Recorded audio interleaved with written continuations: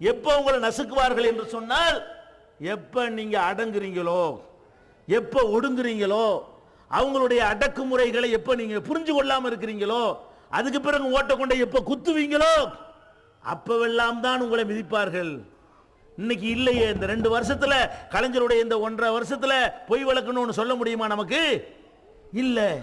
ஜெயலலிதாவுடைய கடந்த 5 வருஷத்துல, அதுக்கு முந்தைய அக்கிரமம் பண்ணார, கடந்த 5 வருஷத்துல பொய் வழக்குன்னு சொல்ல இயலுமா? 1-2 விரல் விட்டு எண்ணக்கூடியது இருந்தது. அதுக்கு முந்தின 5 வருஷத்தை ஒப்பிட்டு பார்த்தால், கருணாநிதியுடைய பழைய 5 வருஷத்தை ஒப்பிட்டு பார்த்தால் இப்ப உள்ளது ஒண்ணுமே இல்லைன்னு சொல்லிடலாம். அந்த அளவுக்கு ஒழுங்காக நடக்கிறது. காரணம் என்ன? நிக்கிறான், போராடக்கூடியவன் நிக்கிறான், ரோட்ல இறங்குறவன் நிக்கிறான், பயப்படாதவன் நிக்கிறான், விலை போவாதவன் நிக்கிறான், யாருக்கு அஞ்சாம நிற்பான். இவனை துப்பாக்கி தடியடி லத்தி கித்தி ஜெயில் எல்லாம் பயம் காட்ட இயலாது.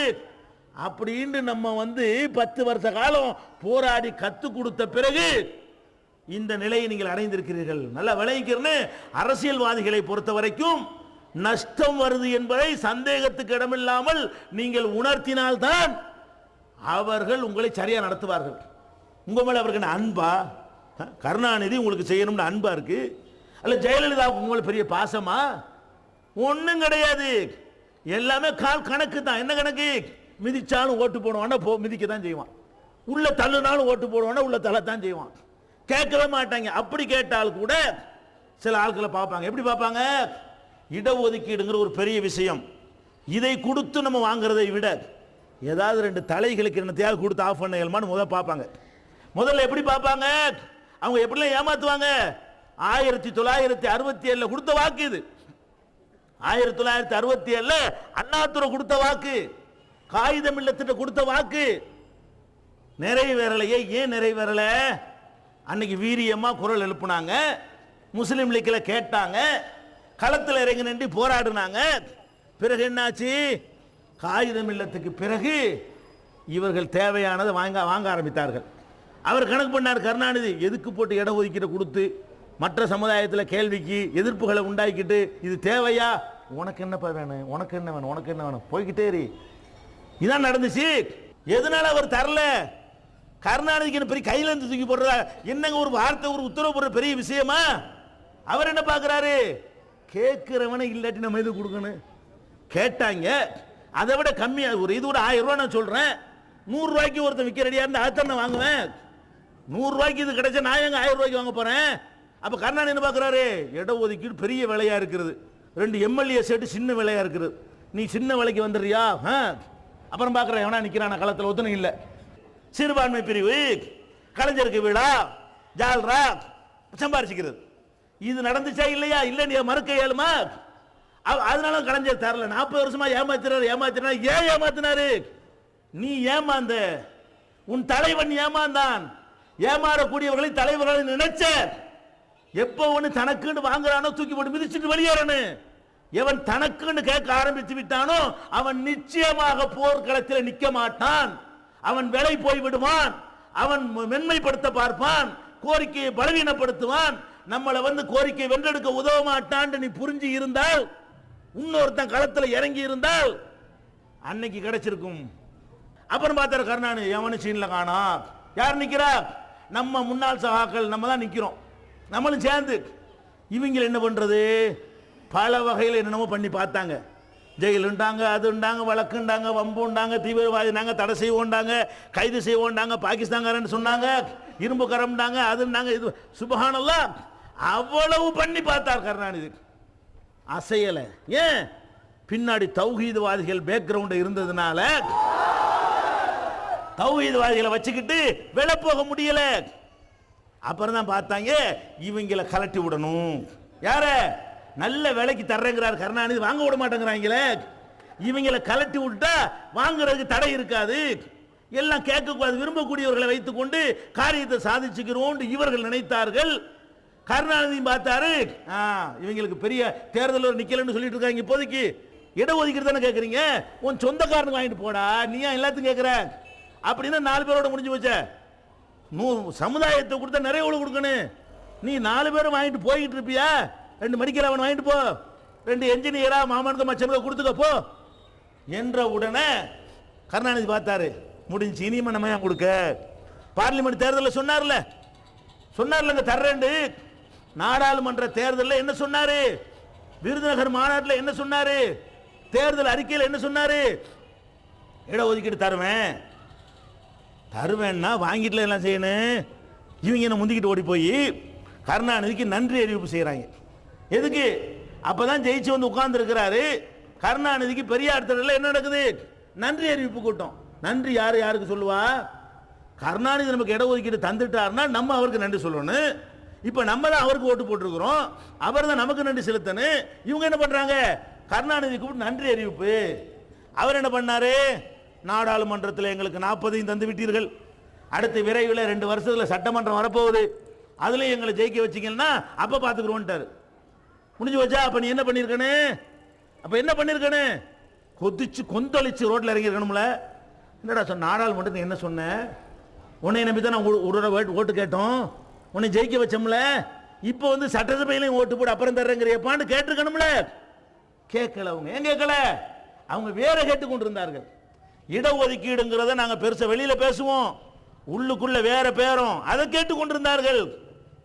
அது கடைசியில் பேரம் படிஞ்சு சரி சட்டசபை ஜெயிச்சு வந்த பிறகு உனக்கு வேண்டிய எல்லாம் செஞ்சுக்கிடுவோம், என்ன வேணுமோ அதை செஞ்சு தர்றோம், மத்திய மாநில அரசுகளை வச்சு ஏதாவது சலுகைகள் வேணும் வாங்கிட்டு போ அப்படின்னு பேரம் முடிஞ்ச பிறகு இப்போ என்னாச்சு? வாயை திறக்கிறாங்களா? இன்னைக்கு வரைக்கும் இடஒதுக்கீடு சம்பந்தமாக கருணாநிதி எத்தனை பல்ட்டி அடிக்கிறாரு, எத்தனை வார்த்தை ஜாலம் பண்றாரு. உண்மையில இதே மாதிரி பண்ணும்போது நேத்து என்ன பண்ணணும்? எதிர்த்து நின்றோம்ல. என்ன பண்றாரு? சட்டசபையில் சொல்றாரு 69% மேல் கொடுக்க கூடாது, 50க்கு மேல் கொடுக்க கூடாது. 69% செல்லுமா செல்லாதா? சுப்ரீம் கோர்ட்ல வழக்கு இருக்குது. அந்த தீர்ப்பு வந்த பிறகு நான் உங்க இடஒதுக்கீடு தருவேன். யார் சொல்றா? கலைஞர் சொல்றாரு. இதுக்கு என்ன அர்த்தம்? தரமாட்டேன்னு அர்த்தம். இதுக்கு என்ன அர்த்தம்? ஏன்னா 69 வழக்குக்கும் இதுக்கு சம்பந்தமே இல்லை. சுப்ரீம் கோர்ட்ல உள்ள வழக்கு இன்னைக்கா முடியும்? அட பாபர் மசூதி வழக்கு ஒண்ணு முடிக்காம இருக்கு, எப்படா முடிக்க போறீங்க? பாபர் மசூதி 1992 இடிச்சா அதுவும் முடியல, 1947 கொண்டு சிலைய வச்சான் அதுவும் முடியல. அப்ப சுப்ரீம் கோர்ட்ல வழக்கு இருக்குதா, அது முடிஞ்சவன தருவேங்கிறாரு. அப்ப இதுல என்ன அர்த்தம்? உனக்கு இல்ல அப்படிங்கிறார். இந்த மாதிரியான ஒரு வாசகத்தை முன்னாடியும் சொன்னார், 2000 சொன்னார், முஸ்லீம் லீக்குடைய பொன் விழாவில் சொன்னார், அப்போது முதல்வராக இருக்கும்போது சொன்னார் அந்த வழக்கு முடிஞ்சவன தர்றேன். அப்ப என்ன பண்ணணும்? நம்ம ஒன்னா சேர்ந்து என்ன பண்ணணும்? ரோட்ல இறங்கி போராடினோமா? கலைஞரை கண்டிச்சோமா? நீ 69 என்று சொல்கிறாய், அதுக்கும் இதுக்கு சம்பந்தம் கிடையாது. நீதிமன்றத்தில் உள்ள வழக்குக்கு நாங்க கேட்கிற இடஒதுக்கீட்டுக்கு சம்பந்தமே இல்லை. 69 79 ஆக்குறது தான் கூடாது. 69 இருக்குதுலப்பா, அதுல எங்களுக்குள்ள பிரிச்சு கொடு அப்படின்னு அன்னைக்கு விளக்கம் கொடுத்தோம்ல. அந்த விளக்கத்தை இப்ப ஏன் கொடுக்கல? நீதிபதி சச்சாருடைய பரிந்துரை அமுல் செய்ய கோரி மத்திய அரசாங்கத்தை அங்கிருந்து ஒன்று கிடைக்காது. மத்திய அரசாங்கம் போறதுக்கு காரணம் என்னன்னு கேட்டா, அவங்கள்ட்ட இருந்து உங்களுக்கு ஒன்றும் சாதிக்க இயலாது. அங்கேருந்து சாதிக்கிறதெல்லாம் கருணாநிதி பார்த்துக்கிறார். மத்திய அரசாங்கத்தை வச்சு என்னென்ன சாதிக்கணுமோ அதுக்கப்புறம் யார் சாதிச்சுக்கிறா? போய் சோனியாவை பார்க்க இயலுமா? நான் கேட்குறேன், மன்மோகன் சிங் போய் பார்க்க இயலுமா? பார்க்க இயலாது. அதனால என்ன பண்ணுவோம்? அவர்களால் லாபமும் கிடையாது, மாநிலத்தில் இருக்க போறோம். அப்ப மத்திய அரசாங்கத்துக்கு எதிரான விஷயங்களை மட்டும் கையில் எடுக்கிறாங்க. சச்சார் கமிஷனை மத்திய அரசாங்கம் வலியுறுத்தணும், தொண்டர் அணி போராட்டம், அந்த அணிவகுப்பு, இந்த அணிவகுப்பு. இங்க என்ன பண்ண போற? இல்லைன்னு சொல்றதுக்கு என்ன பண்ண போறப்பா? ஒன்னும் பண்ண மாட்டேன். ஏன் பண்ணுனா வாரியமும் போயிரும், மற்ற விஷயமும் போயிரும். பண்ணுவியா நீ? அப்ப யாருக்கு பண்ண இயலும்? எவன் வெள போகாம நிக்கிறானோ அப்பதான் இப்ப கருணாநிதி விளங்குறாரு. ஆஹா, நம்ம இப்ப விளங்கி இருக்கிறார். இப்ப கொஞ்சம் விளங்கி ஆலோசனை நடந்துகிட்டு இருக்கிறது. என்ன நடக்குது? எப்படியாவது கொடுக்க வேண்டிய நம்ம நினைச்சோம் முஸ்லீம் லீக் மாதிரி வாங்கிடலாம்னு, இவங்கள வாங்கினா அதுக்கு மேல பெரிய சக்தியா இவங்க வந்து நிக்கிறாங்க. இவங்க போக மாட்டேங்கிறாங்க. நம்ம விலை போகுமா? நம்ம வெளிப்படையா கூட சந்திக்க நம்ம விரும்பல. எங்களுக்கு பேரம் இருந்தா தான் உங்களை வந்து நாங்க சந்திக்கணும். நாளைக்கு ஆணைய போடுங்க, உங்களை சந்திக்காமலே ஜூலை 4 நன்றி அறிவிப்பை மாத்துவோம். நாளைக்கு மாத்துவோம். எங்களுக்கு தேவை வெளிப்படையா. நாங்க ஒண்ணு கேட்கிறோம், வெளிப்படையா கொடு, எல்லாருக்கும் தெரியற மாதிரி கொடு. முஸ்லிம்களுக்கு இன்று முதல் இடஒதுக்கீடு அமலுக்கு வருகின்ற சொல்லி பாரு. நாங்க அரசியல்வாதி கிடையாது. யார் நல்லது செஞ்சாலும் ஆதரிப்போம், யார் நல்லது செஞ்சாலும் எதிர்ப்போம். ஒரு கூட்டம் இருந்து கொண்டே இருக்கணும். இருந்து கொண்டே இருந்தால்தான், அதனால தான் இந்த இஸ்ஸத் உங்களுக்கு கிடைச்சிருக்கிறது.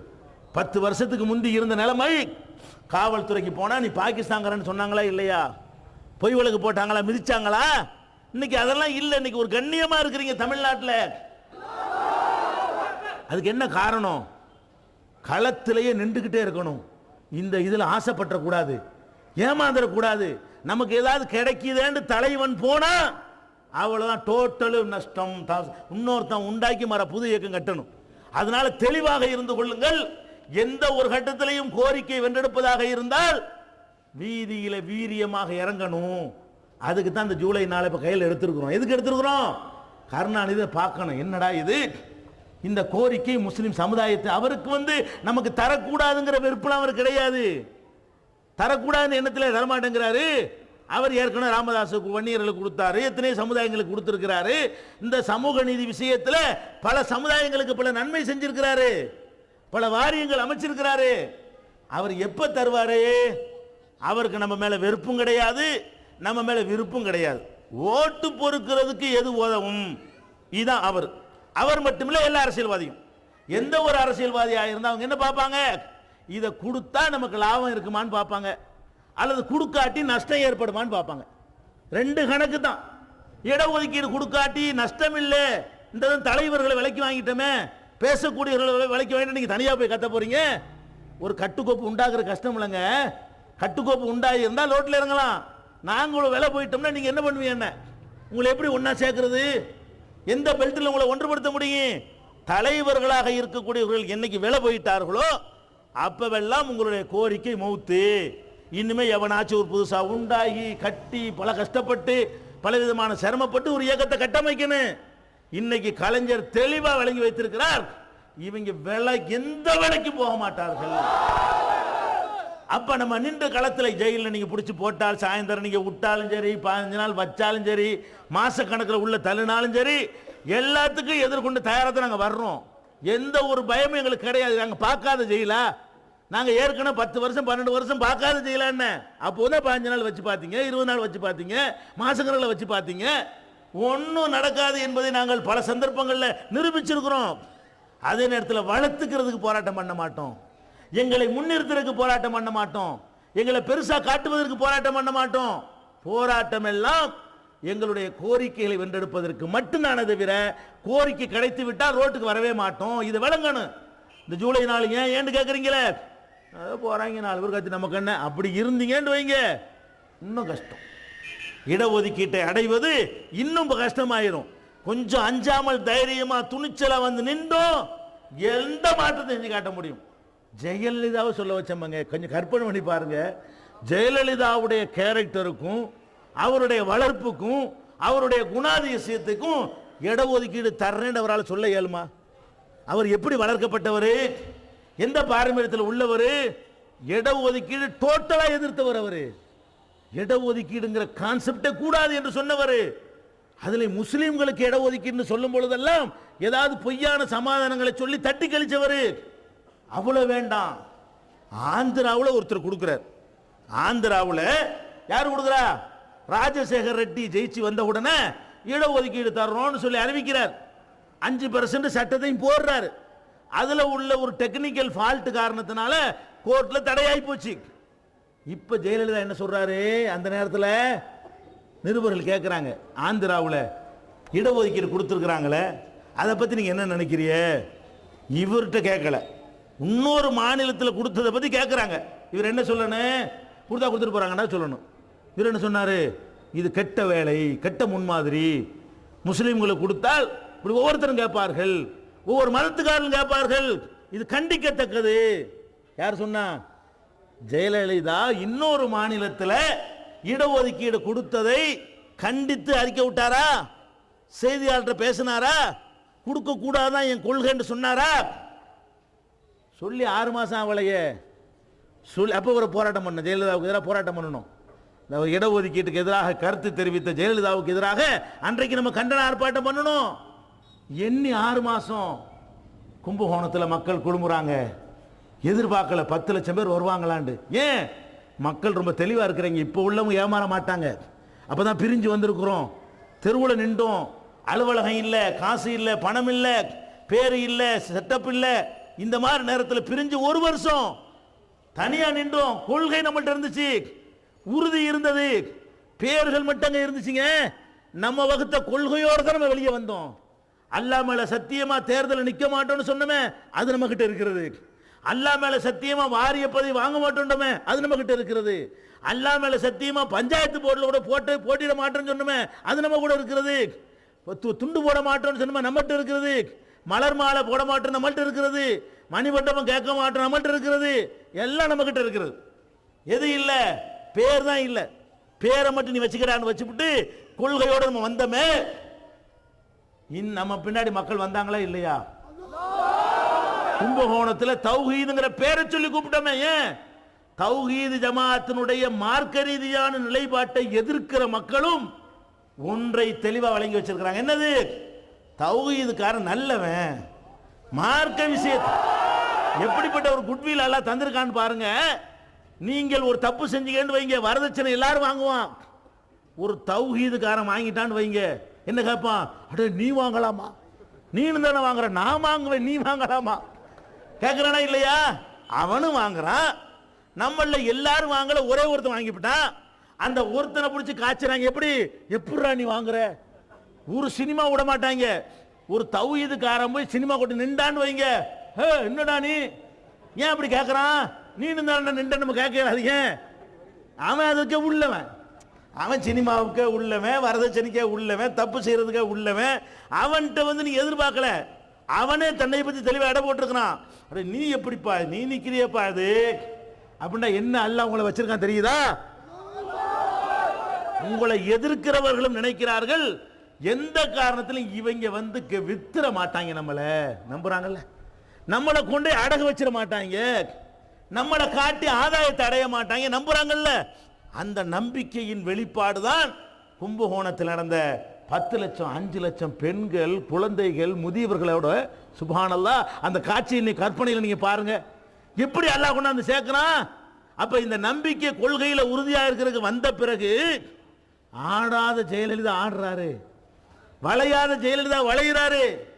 இட ஒதுக்கீட்டை பற்றி பேச ஆரம்பிக்கிறார். அப்பதான் கூடாதுன்னு சொன்னவர், சட்டத்தில் இடம் இல்லைன்னு சொன்னவர், கோர்ட்டில் வழக்கு இருக்குன்னு சொன்னவர், அது ஏதாவது நொண்டி சமாதான சொல்லி தராம இருக்கிறதுக்குரிய எல்லா வேலையும் செஞ்சவர், முஸ்லீம்கள் ஊர்ல கூட முஸ்லீமை நிப்பாட்டாம வேணும்னு அங்க வேலாயுதங்கிற வேலாயுதமா வேலுவை நிப்பாட்டி வாணியம்பாடில் என்ன செஞ்சவர்? நாவூர் அனிபாவை தோக்கடிச்சவர், முஸ்லீமுக்கு மந்திரி பதவி கூட தரமாட்டேன், என்னடா பண்ணுவேன் அப்படின்னு கொடுத்த பதவியும் பறிச்சவர். அந்த ஜெயலலிதா எப்ப பணிஞ்சாரு, எப்ப மாறினாரு? ரோட்ல நீ இறங்கி உன் பலத்தை காட்டின பிறகுதான். சும்மா அறிக்கையினால் அவர் மாறல, தலைவர்கள் சந்திப்புனால மாறல. அந்த 10 லட்சம் மக்களை பார்க்கிறார். இவர்களை நாம் பகைத்துக் கொள்ள வேண்டி வரும், இந்த ஓட்டுகள் நமக்கு கிடைக்காது. இந்த 10 லட்சம் பேர் ஆளுக்கு 5 ஓட்டு திருப்பினால் 50 லட்சம் ஓட்டு டோட்டலே மாறி போயிடும். கணக்கு போட்டார்ல, கணக்கு போட்டு அவர் கையினால அல்லாஹ் ஆர்டர் பண்ண வைக்கிறான், கமிஷனை நியமிக்கிறேன். ஒரு வருஷத்துல அந்த கமிஷன் தன்னுடைய அறிக்கையை தாக்கல் செய்யும், அதுல ஒரு முஸ்லிம் நீதிபதியை நியமிக்கிறேன் என்று சொல்லி நம்ப முடியல. எங்களுக்கு ஜெயலலிதாவா இப்படி? உண்மையில யாருக்கு நம்ப முடியல? எந்த அரசியல் பார்வையாளர்களை நம்ப முடியல. என்ன நம்ப முடியல? ஜெயலலிதாட்ட இப்படி ஒன்று வருமா? வந்தது. எதனால் வந்தது?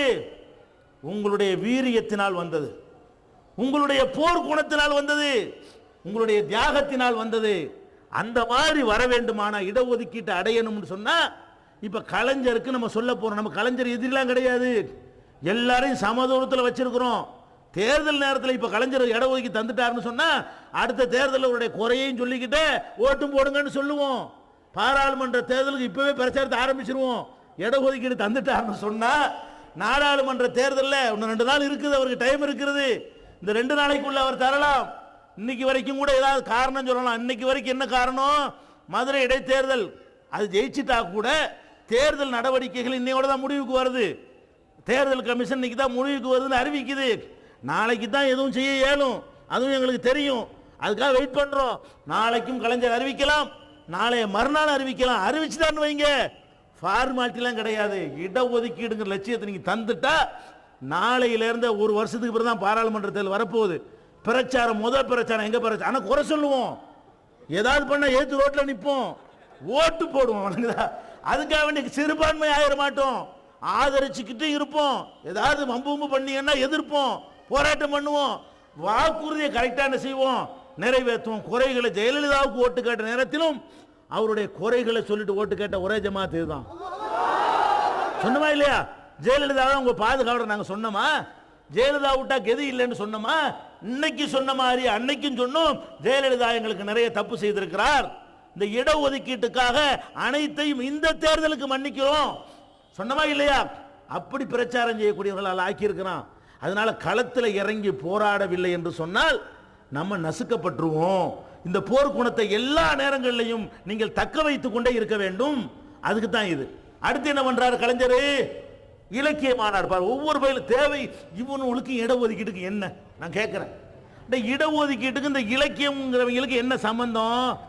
இவங்க ஏதோ புஸ்தகம் எழுதிக்கிட்டு கருணாநிதி கொண்டு மதிப்புரை வாங்கிட்டு வித்து காசு ஆகிட்டு போற ஆளுக்கு இவங்களுக்கு ஏதாவது ஒரு இது தேவையில்லாத வேலை. ஒன்றும் செய்யா ஒழுங்கா செய்ய, ரோட்ல இறங்கி போராடு, தியாகம் பண்ணு. அந்த இலக்கிய மாநாடுன்னு ஒன்று போட்டு இவரும் ஓவர் அன்னைக்கு பேப்பர்லாம் எழுத ஆரம்பிச்சிட்டானுவோ. கருணாநிதியுடைய நேரமெல்லாம் பாராட்டிலேயே போய்கிட்டு இருக்கிறது, விழாக்கள்லே போய்கிட்டு இருக்கிறது. சந்திரமுகி சினிமாவை போய் பார்க்க 3 மணி நேரம் ஒதுக்கி இருக்கிறார் முந்த நாள். இதெல்லாம் தேவையா? ஒரு இல்ல சந்திரமுகிக்கு தான். சந்திரமுகியுடைய 800வது நாள் விழா கொண்டாடுறாங்க. அதுல கலந்துக்கிறதுக்காக வேண்டி படத்தை பார்த்தா தானே கலந்துக்கிற எலும்பு, அதை பார்த்துட்டு போய் கலந்துருக்காரு முந்த நாள். அப்ப 800 நாளைக்கு முந்த படத்தை கூட நினைச்சிருக்காரு முந்த நாள். அதுக்கு ஒரு 3 மணி நேரம் ஒதுக்கி இருக்கிறாரு. சிவாஜிக்கும் ஒதுக்கி. இவருக்கு தேவையில்லாம அது மாதிரி இவங்களையும் கூப்பிட்டு என்ன செய்யறாரு, எனக்கு ஒரு பட்டம் கொடுங்க அப்படின்னு சொல்லி இவங்கெல்லாம் சேர்ந்து என்ன செய்யறாங்க, அவருக்கு ஒரு பட்டத்தை கொடுக்குறாங்க. என்ன பட்டது? உமரு புலவருக்கு இஸ்லாத்துக்கு என்ன? உமரு புலவருக்கு இஸ்லாத்துக்கு சம்பந்தம் இருக்கா?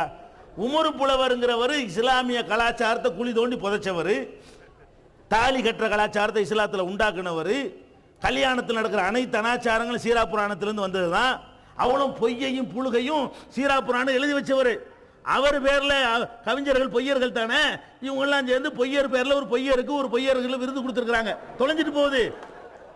அதுல என்ன பண்றாங்க பாருங்க. இந்த நம்ம ஆளு கவிக்கு அப்துல் ரஹ்மான் ஒருத்தர், இவங்கெல்லாம் ஓப்பன் எங்கிட்டாவது போயிடலாம். அதாவது இஸ்லாத்தில் இருந்துகிட்டே இஸ்லாத்தை அழிக்கக்கூடிய ஒரு தீய சக்திகள் அவர் முதலிடத்தில் இருக்கிறார். என்ன இருக்கிறாரு? அவர் ஒருத்தர் அல்லாஹ் பேசுறாரு, ஒருத்தர் ராமங்கிறாரு, ஒருத்தர் ராமன் அல்லாஹ் ஒண்ணுங்கிறாரு, அப்புறம் ராமன் ரசூல்லா. என்னதான் எழுதுறது கிடையாது. பேனா இருக்குங்கிறக்காக வேண்டி பத்திரிகையில் எழுதுறதெல்லாம் பார்த்தோம்னா இந்த ஆள் ஒரு தெளிவாக தான் இருக்கிறாரா, அல்லது பொதுவாக கவிஞர்கள்ட்ட ஒன்று இருக்குமே அந்த மாதிரி பழக்கத்தில் எழுதுறாராங்கிற அளவுக்கு ஒரு போன வாரம் எழுதுனதுக்கு இந்த வாரம் சம்மந்தம் இருக்க மாட்டேங்குது. சரி தொலைஞ்சிட்டு போ, கவிஞர்லாம் இப்படி தான் இருப்பான் அப்படின்னு விட்டுலான்னு பார்த்தா அங்கே உட்காந்துட்டு பேசுறாரு. பிறை பிறை இருக்குதுல்ல, எங்களுடைய சின்னம் பிறை. என்ன முஸ்லீம் சின்னம் பிறையா? அது சூரியனை அல்லா படைச்சது, சந்திரன் அல்லா படைச்சது தான். சூரியனை எங்களுக்கு நேரத்தை காட்டுது, சந்திரன் தான் நாளை காட்டுது. சூரிய நேரத்தை பார்த்து தொழுதுட்டு இருக்கிறோம். லொஹர் அசர்லாம் முடிவு பண்றீங்களா? எதை வச்சு முடிவு பண்றீங்க? என்னமோ சூரியன் நம்மளுக்கு இல்லாத மாதிரி பேசுறாரு. நாங்கள்லாம் சந்திரனை பார்த்திருக்கிறீர்களா? அது பிச்சை பாத்திரம் போல் இப்படி வளைஞ்சிருக்கும். இவர் பேசுறாருங்க. இடஒதுக்கீடு கேட்கிற லட்சணம், இடஒதுக்கீடு கேட்கிற லட்சணம். கருணாநிதி உட்கார வச்சுக்கிட்டு நீங்க சூரியனா இருக்கிறீர்கள், ரவுண்டா இருக்கிறீங்க சூரியனா, நாங்க சந்திரன் மாதிரி இப்படி பிச்சை பாத்திர மாதிரி இருக்கிறோம், கொஞ்சம் அள்ளி போட்டு நிறைச்சி முழு சூரியன் மாதிரி ஆக்குங்க, பிச்சை கேட்கிறோம் உங்கள்கிட்ட. உனக்கு இந்த வேலை நாங்கள் ஒழுங்கா கேட்கிறோம்ல. அடே கேட்க வேண்டியது கேட்கிறோமா இல்லையா? ஜெயிலுக்கு போய் கேட்கிறோமா இல்லையா? திரட்டிட்டு போய் கேட்கிறோமா இல்லையா? ஒழுங்கா கேட்டுட்டு இருக்கும் போது நானும் கேட்டேன்னு சொல்லி என்ன செய்யறது? இவர் போட்டுட்டு கேவலப்படுத்தி இந்த மாதிரி கேட்டுக்கொண்டிருக்கிறார்கள். அதுல அவர் என்ன பண்றாரு பார்த்தாரு, கேட்கிற விதமே சரியில்லை, இவங்களை ஏமாத்தலாம், கேட்கிற மாதிரி தானே பதில் வரும். இவன் கேட்ட லட்சணத்தை பார்த்தாரு, இவங்க ஒரு கூறு கட்டு போய் கேட்கிறாங்க, விவரம் இல்லை, என்ன சொன்னாலும் இவங்க ஏமாறுவாங்கன்னு சொல்லிட்டு என்ன பண்றாரு, ஆந்திராவில் இடஒதுக்கீடு இருக்குது என்று நீங்கள் தெரிவித்தால், அது உண்மையாக இருந்தால் அடுத்த வாரமே சட்டம் போடுறேன். தட்டாங்க கைய கரெக்டா இடம் போட்டிருக்காரு பாருங்க. அவ்வளவு கும்பிட்டு வழங்கி வச்சிருக்காரு அவரு. அதாவது அவ்வளவு பேர் தமிழ் இலக்கியவாதிகள் சொன்னீங்களப்பா, உங்களுக்கு கொஞ்சமாச்சும் ஒரு சென்ஸ் இருக்கு, அறிவு இருக்குதா? இதுக்கு போய் நீங்க கை தட்டலாமா? அதை காட்டுறாங்க டிவியில். யார் கைதட்டா? உங்களை மாதிரி சாதாரண மக்கள் கைதட்டல. சாதாரண மக்கள்லாம் தெளிவா இருக்கிறீங்க. அங்க உட்கார்ந்தாலாம் யாரு? எல்லாம் பண்டிதன்மார்கள். இந்த பண்டிதன்மார்கள உட்கார்ந்துட்டு இருக்கிறாங்க. அவர் என்ன சொல்றாரு? ஆந்திராவுல இருக்கிறது உண்மையா இருந்தா தருவேங்கிறார். ஆந்திராவுல இல்லை நம்பிட்டு தெரியுமா இல்லையா? ஆந்திராவுல இல்லை என்பது நாடறிஞ்ச ஒரு விஷயம். ஆந்திராவுல சட்டம் போட்டாரு, கோர்ட்டுக்கு போச்சு, அது தற்காலிகமா தடுக்கப்பட்டிருக்கிறது. ஆந்திராவுல நடைமுறையில் இல்லை. அப்ப இல்லாத ஒண்ணு அவர் சொல்றாரு. ஆந்திராவில் இருப்பது உண்மையாக இருந்தால், இப்படி ஆரம்பிக்கிறாரு. கேரளாவில் இருப்பதாக சொன்னார்கள், கர்நாடகாவில் இருப்பதாக சொன்னார்கள். அங்கே எல்லாம் ஓரளவுக்கு இருப்பது உண்மைதான். ஆந்திராவிலையும் இருப்பது உண்மையாக இருந்தால் நான் என்ன செய்வேன்? ஒரு வாரத்தில் சட்டம் போட வேண்டாம். என்ன விளங்குன அறிவாளினா இல்லைன்னு சொல்றாரு. இருந்தாலு ஆந்திராவில் இருந்தா தானே தர்றேங்கிறாரு. ஆந்திராவில் இல்லையே, ஆந்திராவில் இல்லைன்னா தரமாட்டேன்னு தான் அர்த்தம். அப்படின்னு சொல்லிட்டு மௌனம் காக்கிறதுக்கு பதிலா, அல்ல எந்திரிச்சு வெளிநடப்பு செய்யறதுக்கு பதிலா, அல்ல எந்திரிச்சு எதிர்ப்பு கோஷம் போடுறதுக்கு பதிலா கைதற்றார்கள். என்ன அர்த்தம்? கேட்கிறது கூறு கட்டு போய் இருக்கிறார்கள் அர்த்தம். போஸ்டர் அடிச்சு அடுத்த நாள் பாத்தீங்கன்னா இடஒதுக்கீட்டுக்கு அவசர சட்டம் தந்த கலைஞருக்கு நன்றியா. அட தர வேண்டுதான் சொன்னாரு. ஆந்திராவில் இருந்தா தான் தர வேண்டாரு. அதுக்கு போஸ்டர் அடிச்சு ஒற்ற அளவுக்கு நிலைமை ஆகிக்கிட்டு இருக்கிறது. பெற்று தந்தவர்களுக்கு ஒரு நன்றியா? பெற்று தந்துட்டாங்களாம். அப்ப பெற்று தந்துட்டு நாங்க ஏன்டா கத்திக்கிட்டு இருக்கோம் ரோட்ல உட்காந்துக்கிட்டு? பெற்று தந்துட்டு அதை கூட்டம் தேவையா? பெற்று தந்ததுக்கு நன்றின்றாங்க. உண்மை என்ன? அவர் இல்லைங்கிறது தெளிவா சொல்றாரு. எப்படி சொல்றாரு? நடக்காத ஒன்றை உதாரணம் காட்டி சொன்னா என்னங்க அர்த்தம்? ஒரு செத்து போன பாடியை போட்டு, நான் அடிக்கடி சொல்லுவேன்ல, செத்த பணத்தை போட்டுக்கிட்டு இந்த பணம் எந்திரிச்சு உட்கார்ந்தால் நான் 1 கோடி ரூபாய் தருவேன் அப்படின்னா தரமாட்டேன்னு அர்த்தம். பணம்னு நல்லா தெரியுது, எந்திரிக்காதுன்னு நல்லா தெரியுது.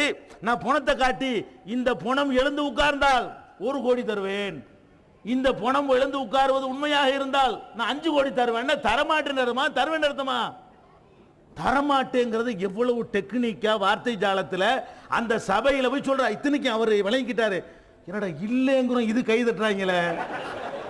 அந்த உரையில வருது, எதுக்குத்தான் கை தட்டுவது என்று புரியாமல் அவரே சொல்றாரு, ஆகா நான் தரமாட்டேங்கிறேன், நீ தருவேன்னு கை தட்டியப்பா, விளங்காமல் நீங்கள் தட்டி கொண்டிருக்கிறீர்கள் சொல்லி இந்த லட்சணத்தில் இருக்குது.